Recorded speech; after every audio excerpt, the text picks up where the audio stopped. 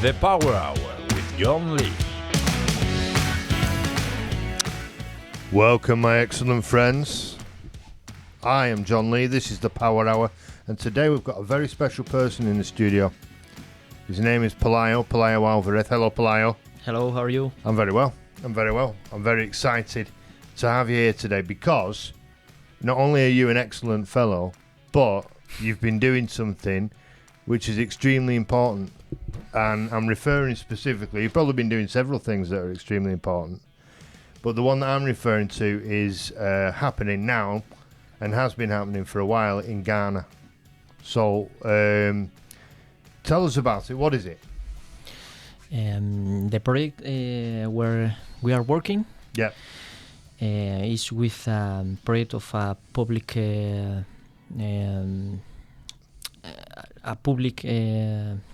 company here in Spain that what it makes is like develop projects in Ghana and other countries in Latin America, Africa, and they try to help the institutions of those different countries, just recommend them how to or show how the things are happening in Europe.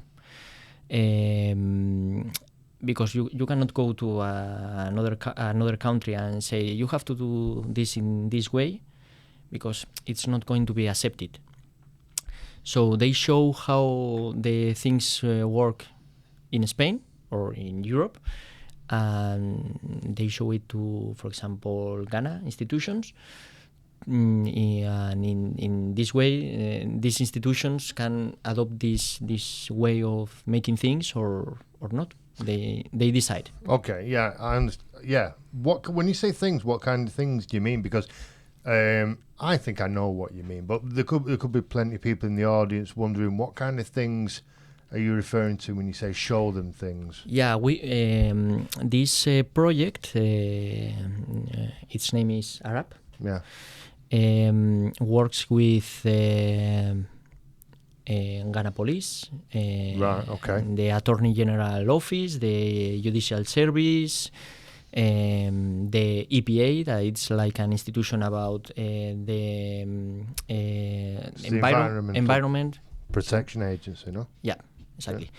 Yeah. And yeah, the work that they do is not with the people in the streets, but it's very useful because they work with institutions at a high level.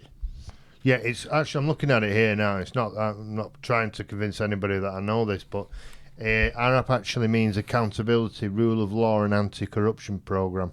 Mm-hmm. So that's what it is. It's going to the police and to the politicians. Yeah. They have in Ghana. They have like a very big problem that it's like the corruption. Right. Yeah, every level. And they know this. This is not news to them. You're not going to Ghana saying, listen, you guys have got corruption problems, and they're saying, what are you talking about? They know that. Yeah, of course. And they try to show how, for example, a little example.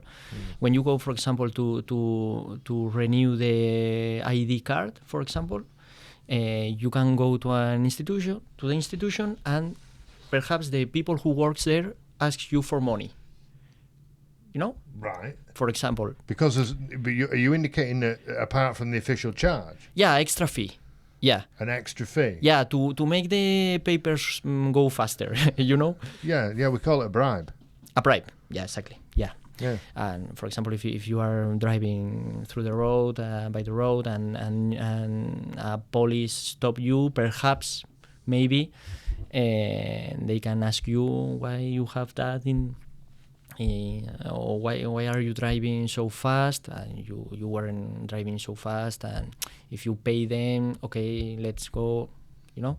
Yeah, okay, so I'm driving my car. Mm-hmm. I'm in Ghana. I'm going to tell you the truth. If I imagine myself in Ghana driving a car, I don't imagine myself in an Audi. Mm-hmm. I'm probably driving a Ford Escort. Mm-hmm. Right. For example, yeah. Yeah, because I don't know the country. You're telling me there are corruption issues.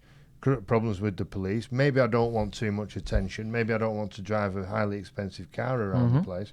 So I'm driving something, what as we call in English, low key. It's not going to attract too much attention. So I'm driving me low key Ford Escort along an African road, and the police stop me. I know I'm only doing 30 miles an hour. They start telling me I'm doing 60 miles an hour. I know immediately there's a problem here. Yeah. And they can say you that they are not going to ask you for money, but perhaps they start to make the things, the snowball bigger and bigger. We are going to freeze your car or to stop your car until we make some calls and delaying the time. Until I say, well, would it help if I gave you 200 euros? Yeah. And they say, yeah, it would actually. Yeah, and it helps a lot, Yeah, because you can drive away. Yeah, of course. With your car. Yeah. And this is common. This is a common occurrence. I have not lived that situation. No. But people told us about this kind of situation. So coming back to the project, Arab. Absolutely, okay. They are trying to work with the police, telling them, talking to them about how to make things. And for example, if you have this like another approach to this situation, for example, they are trying to build like a complaint unit where if you have had this situation, you can go to this complaint desk and say, in this road I had to pay this extra fee for this thing, and I would like to demand or shoot or report. Report, yeah. The word we would use, report this police or this situation. Yeah. And they try to fix the situation because they are interested in solving this situation. Who's they? The government. Right. So the government of Ghana are actively trying to eliminate corruption in the infrastructure of their country because they see it's a problem, and they're working with the European Union or I don't know, entities within the European Union to try to make progress in those areas. Yeah. Where do you come in? What exactly is your role in all this? We went there to make videos and photography and try to explain in these videos.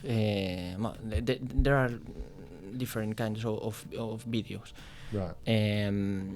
Some of them we are trying to explain, for example, or we are trying to show what happened in a congress or in a meeting of different very important people, and show that it is made, and show that people is meeting and finding solutions to the situations.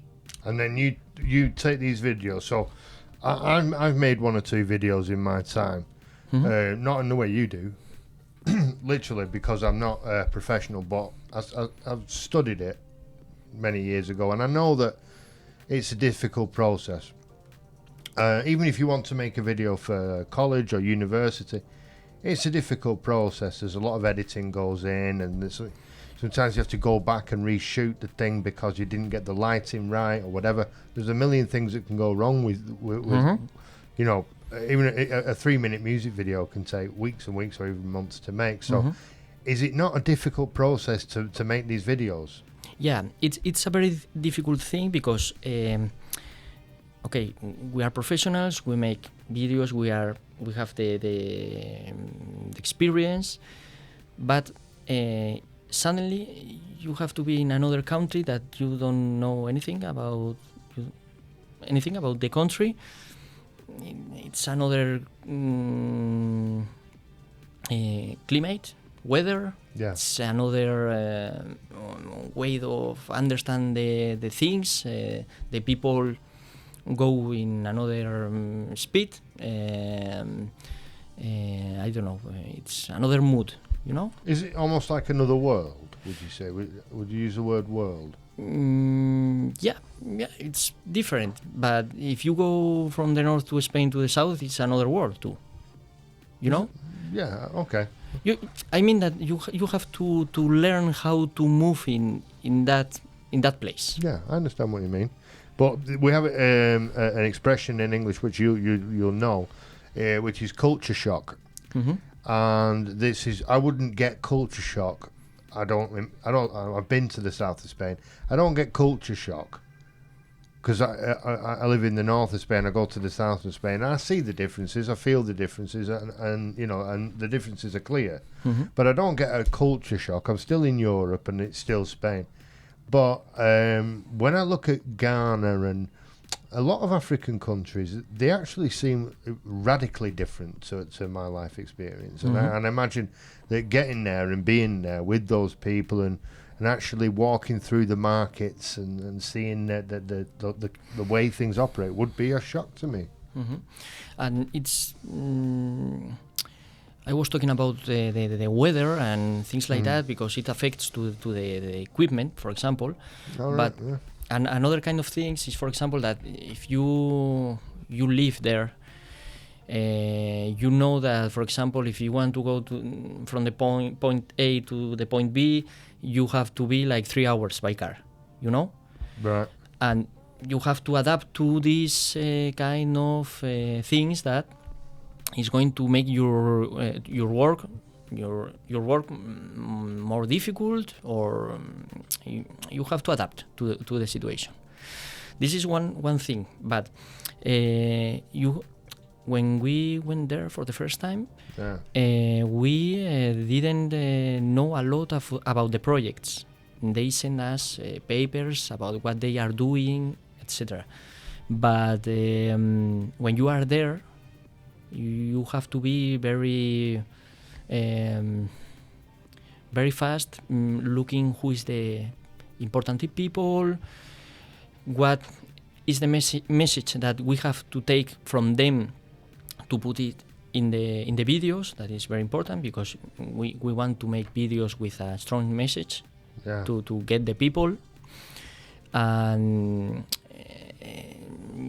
you go inside a very complex reality that you have to adapt very fast because you are going to be there for 5 days or 15 days, and you have to come back to home with good footage, with material. Yeah, because you're not talking about just making a film, and all films, as I said, are difficult to make. Anybody who's ever tried to make a video that's got some kind of pre-production and post-production to it will tell you that it's a lot more difficult and often a lot more tedious than you would imagine, because you have to be so precise, with the editing processes and the sound and all that. I'm not going to give you a lecture because you're a professional, but the technical side of it is extremely difficult.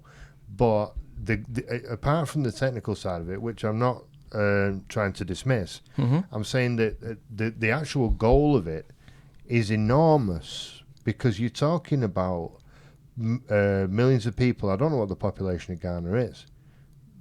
I don't know, but we're talking about a lot of people here, and and many of these people at least live in conditions that are incredible. I mean, in real poverty. Yeah. And when you see the levels of corruption where the government is actually going to the European Union and saying, help us, do something to help us, because we've got so many problems even in our police, in our infrastructure, in our society, that we can't see really a practical way of getting out of this. So I want to show you just a little bit of that poverty that I'm referring to. Fabian, can you roll us the video for me?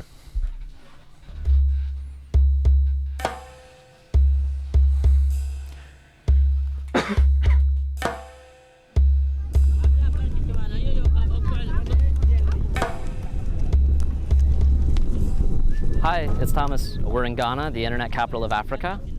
If you ever wonder what happens to computers that you donate to one of those green e-recycling programs, this is basically it. Kids from the north of Ghana come to this junkyard during the summer to break computers down for scrap and also inhale things that will probably end up giving them cancer of the everything. So you can see all these are waste from computers. You see the place is very dirty. Yeah, so it's very bad for our health. Fabio, thank you very much. So that doesn't look good. No. What did that video say to you? I understand that they are trying to get some metal or something what they can sell after. That's right. And yeah, I'm not sure why they burn it. No, I'm not. Perhaps to make it disappear and keep searching for more this metal, coltan, or I don't know. Perhaps. But you saw the color of the smoke. Yeah. That didn't look good. Black, absolutely, yeah. Yeah. So the host, I mean, I can't verify this as a fact, but that was taken from a documentary, and the host of the documentary said that a lot of the computers that are donated to these, green initiatives actually go to Africa and are just dumped, just left on in the ground. And then the young people from Ghana travel to the north to where these computers are to try and harvest parts of these computers. And you can get little components, maybe a processor or something like that. Yeah. And if you're good enough, you can get enough pieces together, like the Holy Grail is to get enough pieces together to actually make a functioning computer. Mm-hmm. And that's probably why they're burning parts of it. Yeah, perhaps, yeah, it's a problem. Africa is the dump of the first world. Cars that we don't want, they finish there.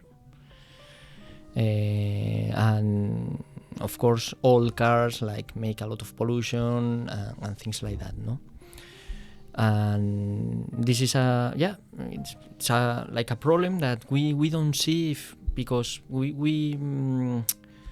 okay, my computer is not working, I give it to a good cause, and it disappears, you don't know anything about it, and it ends. I think that these kind of videos are very important. Yeah, this is the message that I talked to you a few minutes ago, that about give a strong message to be conscious about what is happening with the things that we don't use. Yeah, I mean, if we're talking about the environment, and we've been hearing so much about the environment in terms of what we do in our daily lives and our consumption of basically absolutely everything, the way that we travel, the way that we live, the way that we work, and the effect that has on the planet. But the consciousness of the direct daily effect of what happens to the things that we've finished using on other people. Okay, so in Africa, we're seeing people actually suffering, getting cancer every day of all kinds because of the things that we're throwing out. And we're not hearing too much about that. But why we throw it away? I don't know. Why do we throw it away? Obsolescence?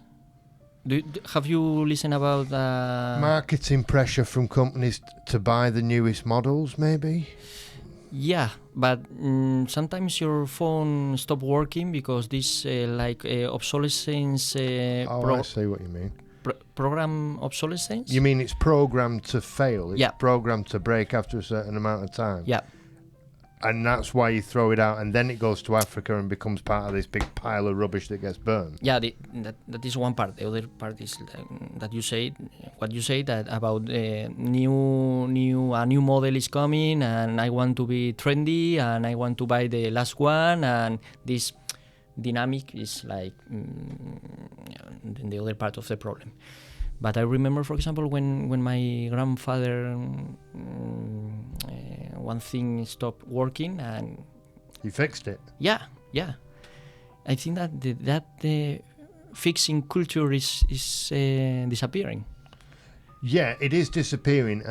But yes, I agree with you, and I think the rapid expanse and the mechanization of production has also affected it, because a clock 100 years ago or 50 years ago would be relatively simplistic in terms of its inner mechanics, and somebody who understood basic mechanics or carpentry could take a clock into 3 or 4 pieces, find the problem, fix it, and put it back together with relative ease and little expense. Now, if this thing here, which was made by children, breaks, I've got absolutely no idea how to fix it. Yeah. But I am talking about why, for example, it's more expensive to fix a laundry machine. A washing machine. A washing machine? Laundry machine if it's in a laundry. Okay. A washing machine than buying a new one. Why is expensive to buy a little bit, a little piece, component, and make something work? Fixing it? Yeah, because they want you to go and buy another one, not just buy the component and have the same phone for 25 years. But what's horrible for me that's just coming to my mind now, based on what you're saying, is, for example, with this phone, where do we start? We go to Africa, we get the minerals from the ground, we use children to do it. Then we send the minerals off to Africa, where children put those minerals into basically a plastic box, which becomes some kind of digital device that we use as a phone and a camera and everything else. And then it comes over here to Europe. We use it for 2 years because it's been programmed to break after 2 years and stop working. Then we throw it out and it goes back to Africa, where it's burned and gives those kids cancer. Yeah, right. The circle of death. Yeah. I mean, that is the reality of things. Yeah, very sad. Yeah. What about the deeper and older aspects of the culture? What can you tell us about, or if you saw anything related to juju? Juju. Yeah. I don't know what is juju. Well, you probably do, but you don't recognize the name, because it's a collective term for the various African ancient religions. Okay. Like Hinduism. When you talk about Hinduism and you talk about the Hindus, you think of, many people think of one religion. It's actually an umbrella, what we call an umbrella term. So there are like 1,000 different forms of Hinduism. You could do this with most religions, but in Africa, it's like being a pagan. It's like saying pagan religions, totally different. But they have commonalities. They have things in common. And they have ceremonies, and they have gods. Okay. And they have rituals, and so their systems are not their religious systems are not based on right and wrong or morality. It's more like a game. Okay. Yeah. So I can through my ritual, I can get favors from a god that has particular powers that will either help me in my life or hurt you in yours. Okay. And because I suppose that's beneficial to me. And this forms such a fundamental part of their lives that even the most highly educated, and I've seen interviews with extremely intelligent men speaking in English, who will sit there in a chair after describing to you in great detail with tremendous intellect the problems of the society. They will sit there and say, but if you're not praying to the right God and you're not doing the right ritual and you're not doing the juju correctly, then nothing will work. Okay. My experience in Ghana with religion is related to very difficult. Not just Catholic one. Right. In America, these people who make speech. Evangelists. Yeah. And in every corner you can find like a place where people with the loudspeakers breaking loud. Yeah. Sorry. Sorry. And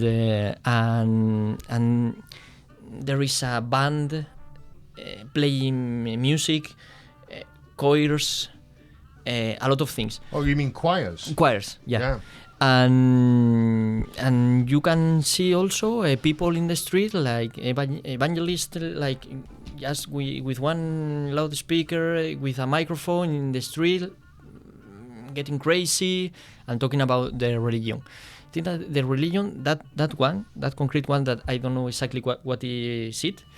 They are. I think that it's quite deep. I don't know about the Juju. I don't know.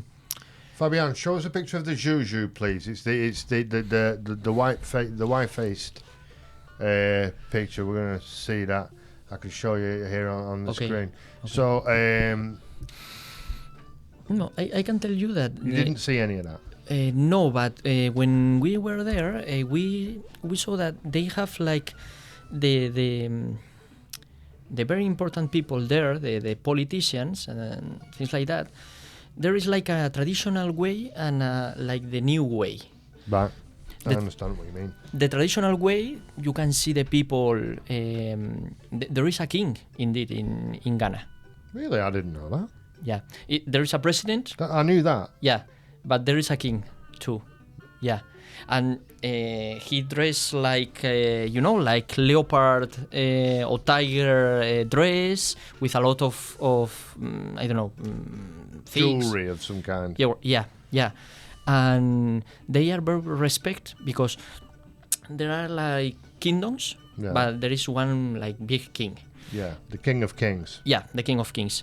They meet in a place, in a square, once every, I don't know, 3 months. I'm not sure about this. But they meet and they present like respect. They show respect to this big king. Including the president. Does the president have to show respect to the king? Not in that place, in that square, in that moment. Right. But somebody told us that when some decision has to be made, the president has to ask to the King of Kings about that. So this tradition impact me a lot, because they are like in a balance between the modern age and these more traditional ways to work together to compromise. Or to guide people. That reminds me of every single country in the world. In one way or another. Let's look England. You've got a monarchy.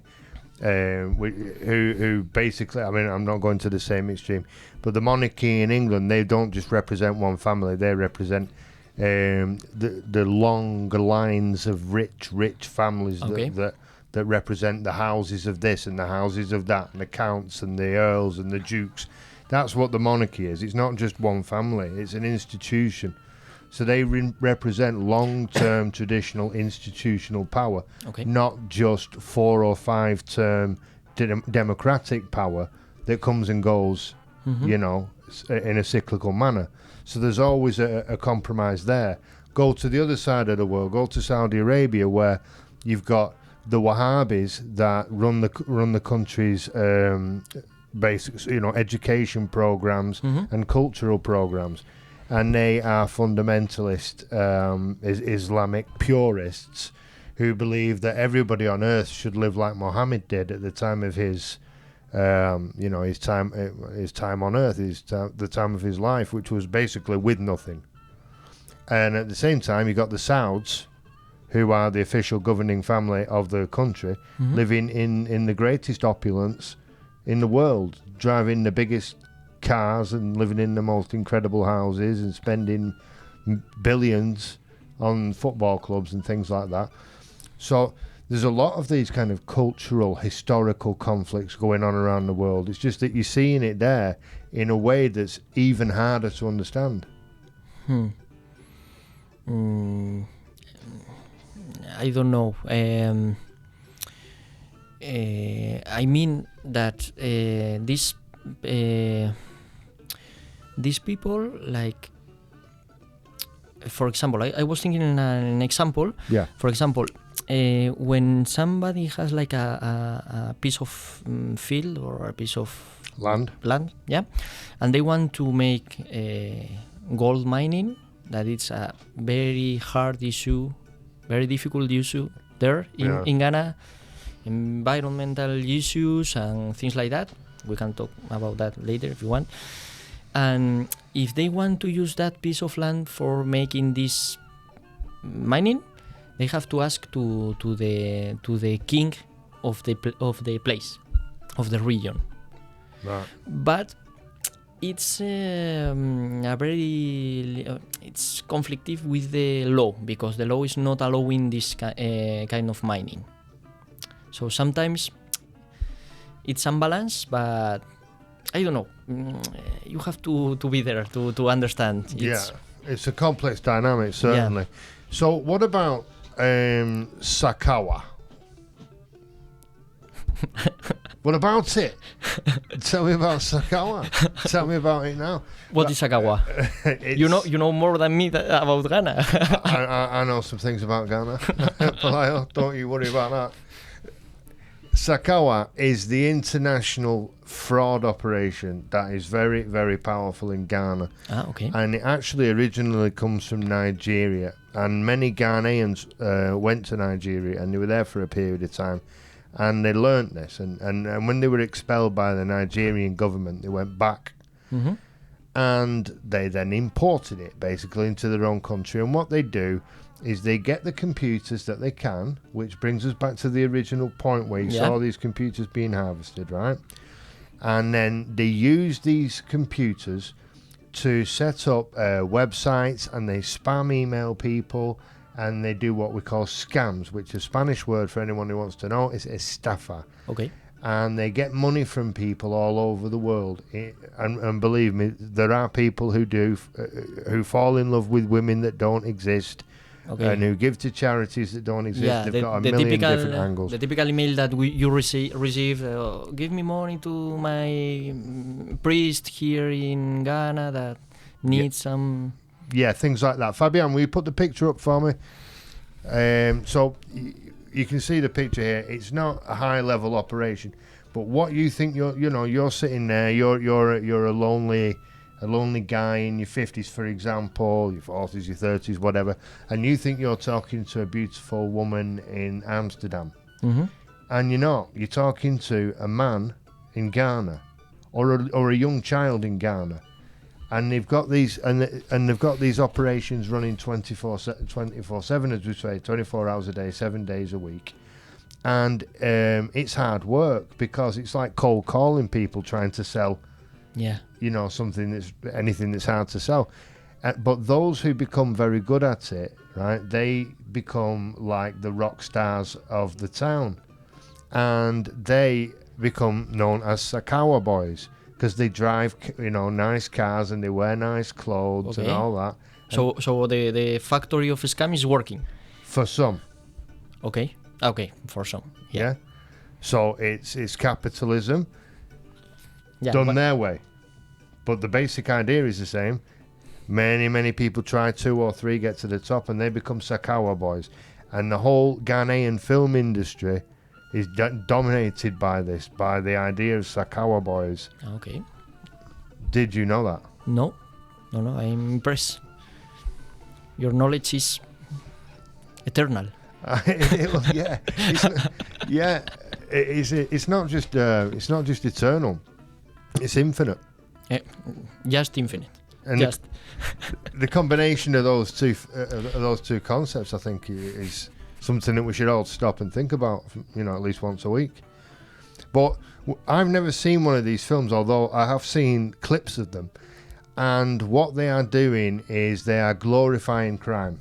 That's causing problems in Ghana. The government is not happy about that. From a moral perspective, can you understand that conflict from what you've seen in the country? Yeah, I understand that they are making a lot of advertising, of a lot of publicity about crime, so it doesn't help. Yeah, exactly. That's why I asked you about it, because if they're making such an effort to try to eliminate crime, maybe they're not impressed with this because I've read that this is a job that actually is done by many policemen in Ghana. Many policemen have this as a second job. Okay. In that way, I was going to say to you that I suppose that there is a lot of kind of crime in Ghana, not just like institutional. But now you have related it to the police. Yes, I have. To policemen. So, yeah, I suppose that it's a problem. I don't know if Europe is going to say something about this, because I don't know if this model of crime is operating here in Spain. I don't know. Well, there have been massive cases in America. There was one in California not long ago. Yeah. Yeah. $6 million fraud, and they tried to get 40 million, but they did get 6 million. And it was only a small group of guys just sending out these emails, because they'll pretend to be anybody. They'll pretend to be gay men or young girls, or the typical anything. I'm your cousin, and you've inherited all this money, but you need to send me your bank details, and so I can give you the money. And people really, for whatever reason, but this is not corruption. It's another kind of crime. No, it's crime. It's crime. Yeah. But it's corruption if the police are doing it. Yeah, of course. Yeah. That's the link to the institution. Yeah, I don't know. As I ever say, the reality is very complex. We will have to see how much a policeman is earning, for example. That's a good question. Maybe that's part of the problem, I think. Everything is linked, so you cannot say, how is doing this the policeman? Okay, understand his or her reality, to understand why he's doing that. I think that it's important.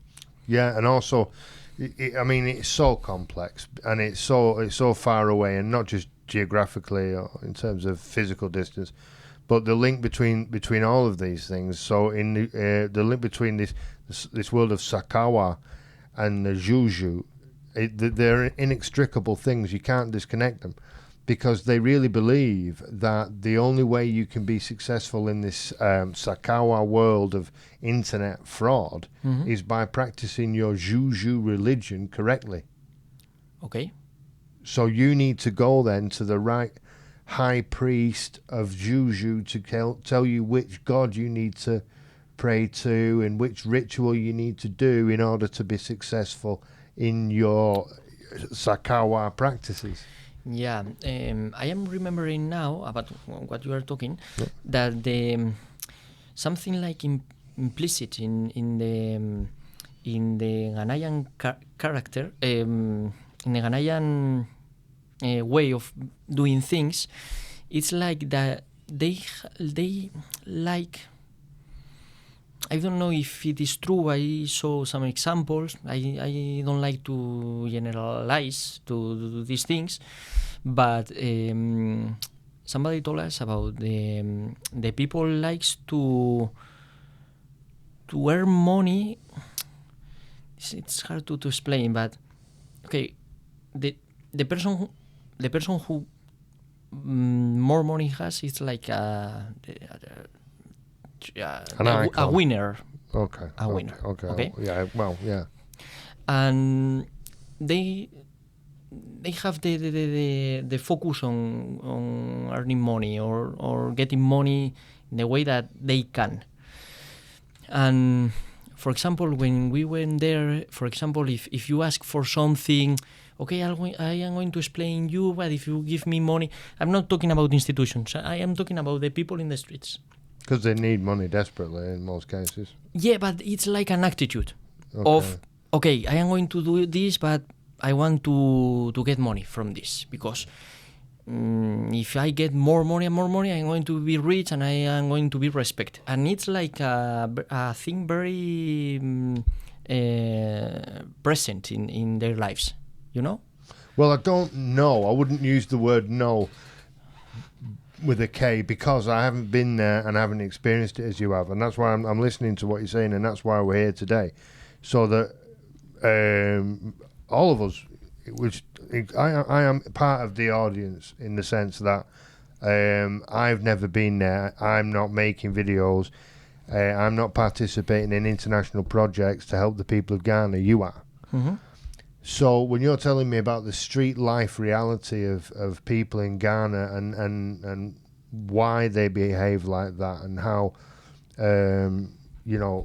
integral it is in society, it's something that I haven't experienced.